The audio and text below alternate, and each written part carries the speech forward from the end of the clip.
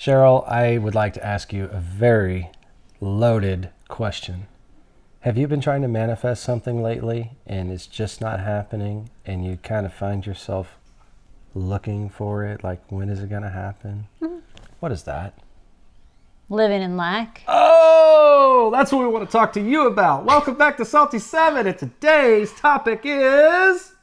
living in lack. Yay! I think we got the cheesy card down. Okay, but seriously, it's a big deal, right? Yeah. So I know that for a majority of you out there, that is the reason that you are not manifesting what it is you want to manifest, is because you're living in lack. And I've read it in several books. I've been told it. I've experienced it myself, that when you're trying to manifest something, you put it out there in the universe and then you let it go and you stop looking for it. And when you start looking for it, that's when it's not going to happen, because basically what you're doing is you're telling the universe, I don't have it. So I think we talked about this in our manifesting video, when I read in one of these books that it was talking about how this guy's like got a broken car basically, and he's trying to manifest this awesome new car, and he's like, okay, where's my new car? And he goes and he works on his car and he's like, oh, I hate this car, blah, blah, blah. And so it's like, well, right there he's living in lack, because he's already telling the universe that this car sucks and he's never going to get, it's like subconsciously he's telling himself, I'm never going to get that new car because this one sucks. But he can change his perspective on it and basically say, okay, I've got this car, I'm driving this car until I get that new one. And not even really think about it that much. That's the hard part, is just surrendering and not even thinking about it. So something's coming to me as you were talking, and I love how that happens. And y'all watch our videos often enough know that this kind of just, I get thoughts, right, that pop in my head. I'm like, oh, I got to spit them out. But, you know, manifesting is a great topic, right? A lot of people talk about manifesting, and that's kind of an intentional manifestation. I want this, I'm going to manifest it, and we can dig into that. But living in lack, what's the opposite of that? Now, this was the download I was getting. If we have an abundant life, where our attitude is always, I have exactly what I need, I have everything I need, I got more than I need, and that's our spirit, that's our energy that we're exuding, right? So you have the living in lack type of mentality, where you're constantly, like the analogy you gave, or you're abundant in your thoughts, right? And then manifesting just kind of happens to you, right? Well, for you. It's like that's you're just true. walking through life. Haven't you ever heard, wow, that's the luckiest person on earth. Things just happen for that person, right? Or that's the most unluckiest person in life. What's the dichotomy there for? Well, it's the energy. Feel the energy. I had to get that in.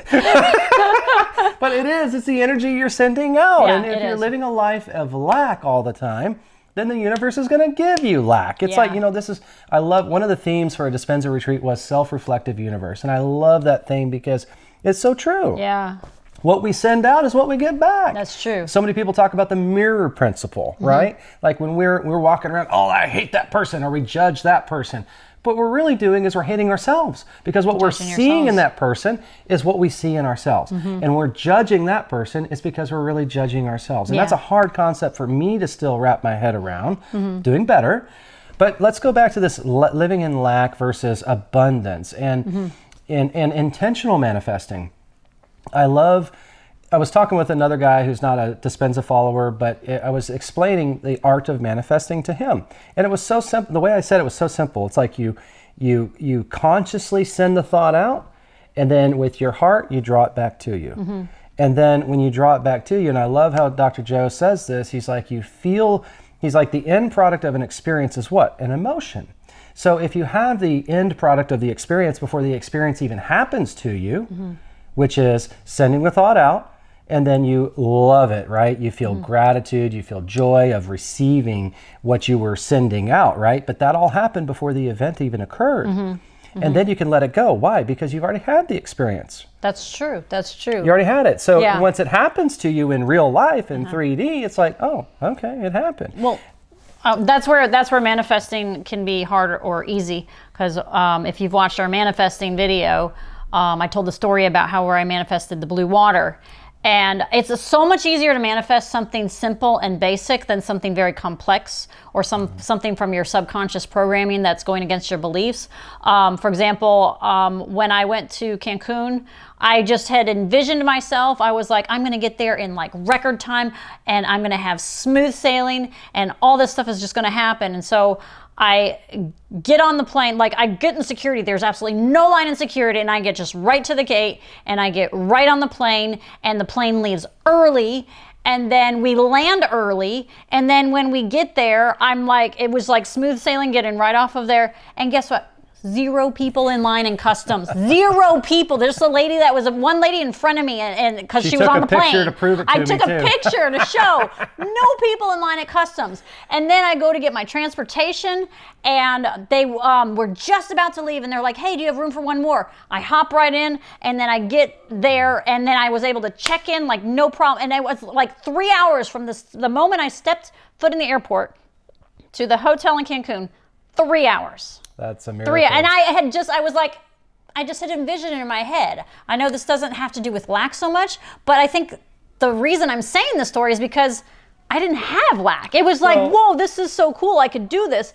But manifesting $1 million, that's where the lack comes in. But even your example, and I want to break it apart just a little bit, because something you told me off camera about this story is that because I asked you about it, right? I said, Cheryl, how did you do it? Did you manifest, all those parts? And you were like, no, I just envisioned and felt the feelings of getting there on time with no problems. And so that was a lesson for me, because I do try to split the hairs on everything, right? And that's just part of my my wiring that I got to unwire, is that no, I don't need to split those hairs. I can trust the universe to handle all those nuances, right? And just feel the big feeling. And you said, well, what you manifested was easier than manifesting $1 million. And I'll say that's a correct statement, but I'll also say maybe not for some people.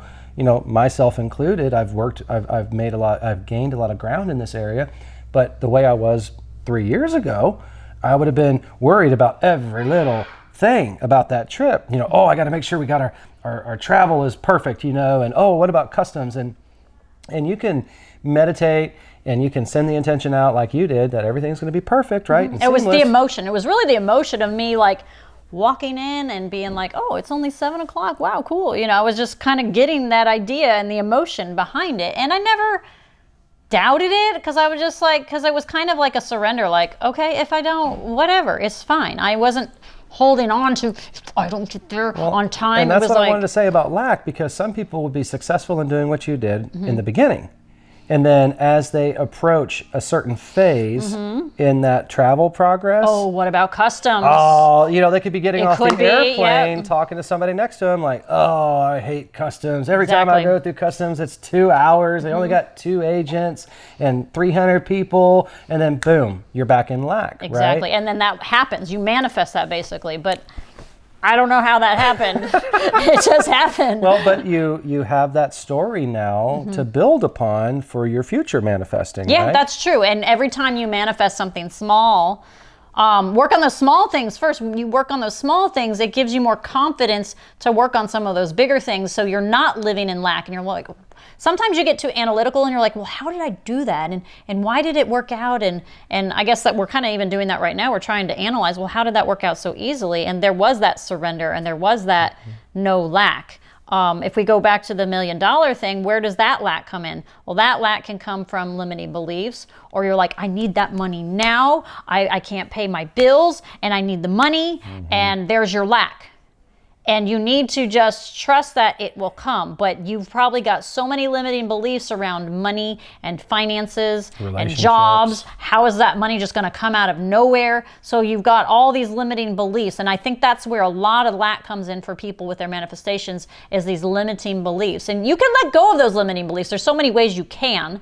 A lot of times just meditation, setting the intention. I want to let go of that. I know Dr. Joe has what is the meditation he has that... Is it letting go of beliefs, something like that? Changing beliefs and perceptions, right? Yeah, changing beliefs and perceptions. And then you talked to Dr. Teshna recently, and she goes in your subconscious, and you can do some different tapping things that can release some negative programming, just to set an intention in meditation that you want to let go of any beliefs. You may not even know what your limiting beliefs are. So you could just say, I want to let go of any limiting beliefs I might have around getting my $1 million. I can tell you that at least a couple events during the walking meditation, and I think it's Walking Med 6, right? The very first one we do. It's just one of my favorite ones, and I know it was at least 2 times that I felt so abundant in my heart. And I was amazed by it. And I was like, wow, what is this feeling? And then I tried to remember the feeling. And of course, we're all in this practice together. But when I felt so abundant, it was impossible for me to feel lack. And I liked that example for me, and I'd like to try to find a way to explain that to you all watching, is when you feel abundant, you cannot be in lack. That's true. Just like when you feel so full of love, it really is impossible to judge. And when you start, and I can testify to this as a walking, talking example, I've had moments where I'm just like, wow, my heart's engorged, I feel wonderful, and I'm like, I want to feel this way forever. And then I'll see somebody and I'll be like, start to judge. And then I'll start to feel my heart shrink. And I'm like, no, stop, Kyle, because I don't want that feeling to go. So it's a dipolar earth, right? It's yin, it's yang. Everything in this world that we live in it has equal and opposites, as above, so below. And so you cannot have lack and be abundant at the same time. Yeah. So if we seek a true level of abundance, then the lack will go away. And again, to echo what you were saying, it is hard when there are so many things just, coming at us. When it comes to money, we have our own walking, talking testimony of me being in college, you having it was a good job, but we were still barely getting by. And I had kind of a part-time business that I was running. And there were so many times, Cheryl, I'd be like, we need $300 to pay a bill. I'd be like, oh, and then I get a phone call, and the job to do like a painting a room or a little tiny remodel in a house, just smaller things, but it was exactly the amount of money. And I almost get kind of to laugh about it, because I'd be like, oh, we need $300. Okay, the person called, be $300. Yeah, I don't know. Yeah, that is funny though. Yeah. And that was a really awesome example for us to show yet again, and we can so easily forget about these, which is why you suggested in a different video, spend time looking back at your past to see all the beauty that has happened over whatever period of time you look at. But that's an example of how the universe takes care of you. And we started to feel abundant, even though it was a little bit of money at that time, but because of our abundance, more came in. Well, we're talking about like $1 million and all that stuff. But you can talk about healing in that way too. Yeah. Okay, so for example, if you're living in lack because, I don't have good health, and then you are trying to manifest being healthy. And again, you hear that time and time again, that it was when they stopped worrying about healing themselves and started to learn to love themselves. That's kind of that whole abundance thing. They're feeling abundant and loving their life as it is, loving the world. And then when you don't have lack, when you feel that love for yourself and love for life and love for the world, you're not living in lack. Even though you might have these health issues, you don't feel you're lacking anything, because you're loving yourself even with those health issues.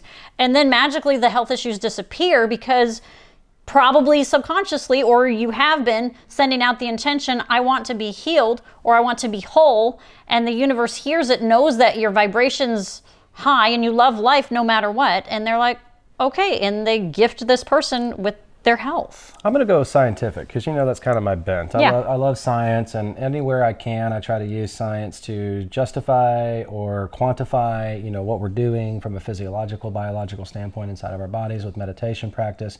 So on that note about healing versus abundance and lack, I was just thinking that when you're in a state of lack, it's very likely you're producing stress hormones, which puts the body in a form of dis-ease, which then produces over long periods of time disease in the body, right?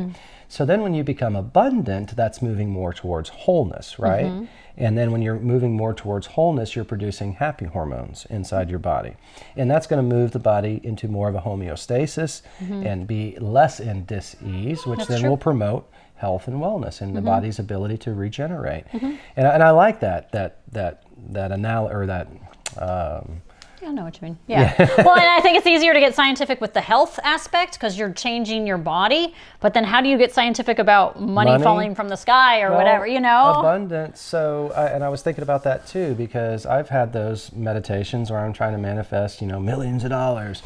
And, when you're abundant, you have this feeling in your heart that everything, not that, okay, I'm gonna correct myself here. I was going to say everything is provided for me, but it's more than that. It's like the things I can't even imagine are already provided for me. So it's not even just, I need $100 to pay this bill, boom, there's $100. Oh, the universe provided for me. No, the universe is providing so much more grandiose things. And this is something else I have proven over the last 30 days is that when we get out of the way and just feel a level of love and gratitude towards the universe because it's there and it's provided for me before, then the universe comes in with some of the most beautiful orchestrated plans that I could have never in my wildest dreams. And I love the phrase, I could never make this shit up. Yeah. If I tried. Yeah. Pardon me for saying so, but that's how I feel. It's like, and I love this story. And I'm going to drop an F-bomb, by the way, plug your ears.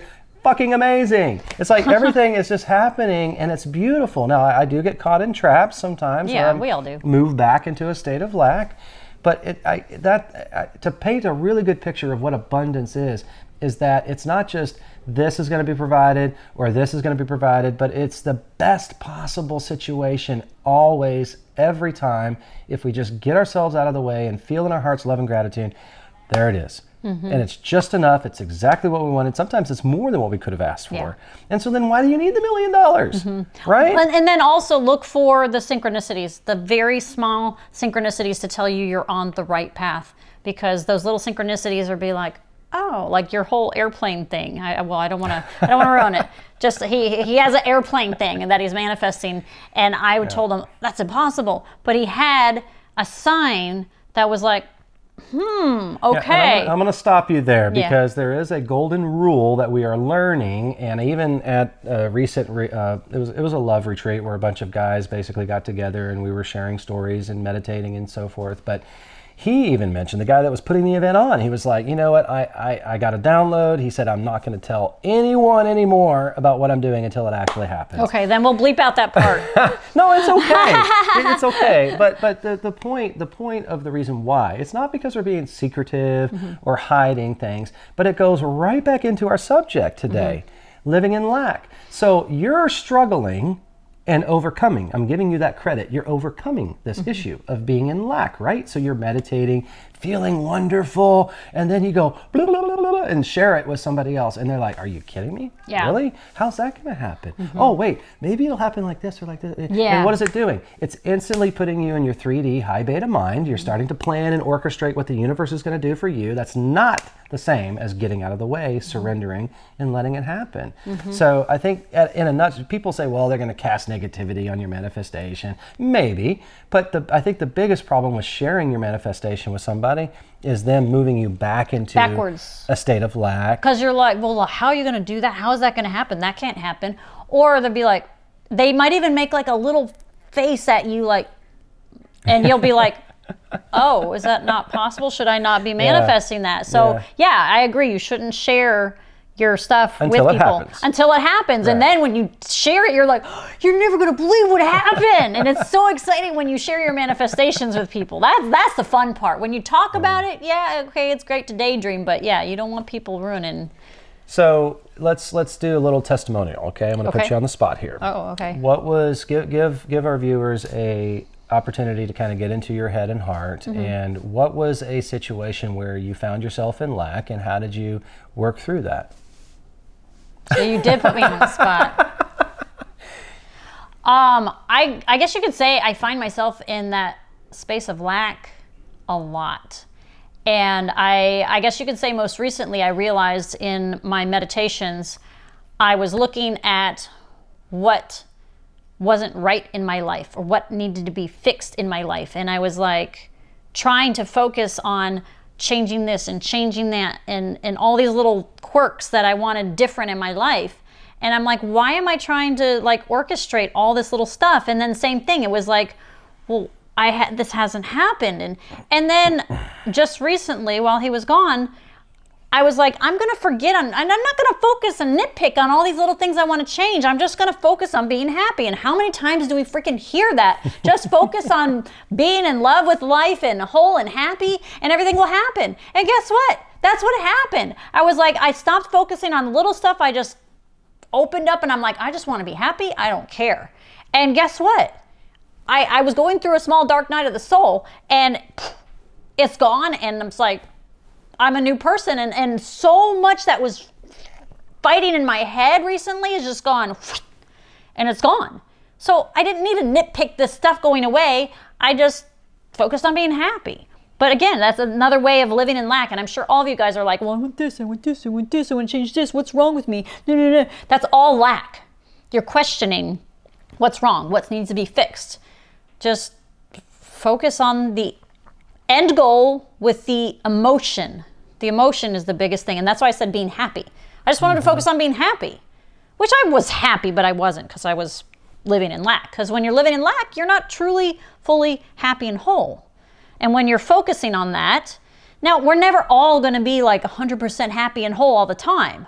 I guess I couldn't say never, but you've got the ebb and flow and yin and yang in life that you're going to kind of get that. But you're going to go through these phases. The more and more you trust in the universe and you live in abundance and you live in love, then you're not going to get a lot of that stuff that's bad or living in lack, and you're just going to have things flowing to you. So I will share part of my story is I struggle with expectations. I also struggle with sitting with myself. And in a different video, I was talking about just really dedicating some alone time to sit with myself. And so this was happening. I was sitting by myself for, a good 8 hours, and it was a struggle. And about halfway through that, say 3-4 hours in, I was in a public space and I was just so craving sociability, like talking with people. And I realized that socialization for me was a distraction to not having to work through my inner self. And so I stuck with it, and I was just craving talking with somebody. And about 7-8 hours in, all of a sudden these people sat down next to me, and I was just blown away because they were so nice and friendly, and I think they were even close by to where we live. And I was like, whoa, really? And then it was like we got into about almost a 3-hour long conversation about spirituality and the universe of things. And it ended up being about 5 people, not including myself, all in a group talking. And I just remember, and I even mentioned to one of the guys, I was like, telling them kind of my story and why I was there. And I was like, dude, you can't make this shit up. If I had tried, if I tried to call somebody to handle my addiction, if you will, to being sociable, to get distracted from doing the inner work, if I had gone and walked to talk to somebody to try to satisfy this need for socialization, again, to distract myself from doing my own inner work, it would have been mediocre at best. But because I stuck with it, and that was the other thing, I guess I realized that I was just sending a message out to the universe that I would love this, and the universe wanted me to work through my shit.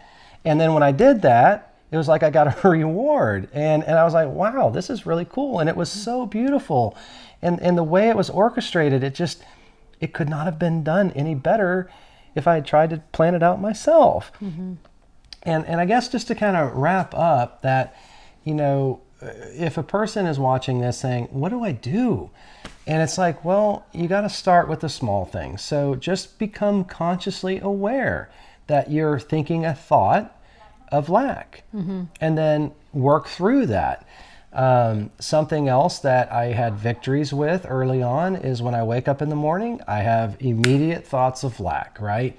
Oh, I got to get this job done and it's so hard and I'm having all these troubles with it. Or if I had an argument with my lovely wife the night before, I'd wake up the next morning thinking about it and fearing that the problem is going to exist again today in the relationship. And I'm sure anyone here can emulate with these things. And so I remember a specific morning, Cheryl, I woke up and I just had thoughts of gratitude. And I was like, what a concept. Wow. And that set the tone for my whole day. And I know people talk about gratitude journaling in the morning. There's the Dr. Joe Dispenza meditation about gratitude. It's 15 minutes long. You can do it in the morning, something like that. And I used to think these are so cliche, but they're all tools in this toolbox that we can use to help us have thoughts of gratitude and abundance and not start the day off in lack, you know? I mean, what better way to fail for the day than to wake up thinking thoughts of lack? I mean, I know you're going to fail in time during the day, but then that falling from grace is just a reminder to get back up on grace, Be right? conscious of it, yeah. Yeah. Yeah. Well, and I think basically it's not seeking the physical thing that you want, but it's really to not live in lack is really to live in love and abundance. And I think with that, the lack just kind of goes away. Would you say that those are feelings of love and abundance and not the physical, tangible love Yeah, and because abundance? you don't need an abundance of money and cars and houses or girls coming at you, you know, whatever it is you're trying to manifest. Because like you said earlier, it's not like once you become so full of abundance and love in your life, you don't want all that stuff. You don't need it. It's like the guys that get the $1 million and they're like, they just give it away. It's like, I don't need it. You know, when you first start in this work, you're like, I want this, I want this, I want this. And you're all excited. And then you're like, dude, I'm just happy being me and being happy and loving this feeling. I don't need all this stuff. Yep. To make me happy. Well, and I just can't call the names forward at this moment, but I can tell you symbolically that there are some books written, there's some historical figures that you can go back and research who were in prison, right? There was a man who wrote a book about being in a concentration camp, and he was so happy and abundant in probably one of the worst hellacious places of his life. And then there was another story of a man wrongfully imprisoned but was able to manifest his release, if I'm not mistaken. So it's like even in the worst possible situation in our life, where the 3D tangible things are not what we may want them to be, we can still have this feeling of abundance and not have the position of lack. Yeah, you know? but it's the feelings, it's the feelings. energy of it it's the energy of it. You can always say, yeah, but I have this situation in my life that is preventing me from making this thing happen or manifest. That's still lack. Oh, we can both point fingers, seriously. And I even just telling them earlier today, and I've told myself, overcome your environment. Yeah. If you can overcome your environment, like you said, you're in the worst prison ever, but you can overcome your environment and you can love life despite these circumstances in your life. Yeah. Those living in lack, you cannot blame outside stuff. It is you that are living in lack. It is you that is causing these emotions. It's you that are creating your life. You are the creator of your life. Create an abundance of love and whatever abundance. Well, we probably went a little longer than we wanted to, but it's a fun topic to talk about and just so much to share. And I do want to say we love you all so much and wish you all such success in having feelings of love and abundance. And then the universe will bring you all you would like and more. Namaste.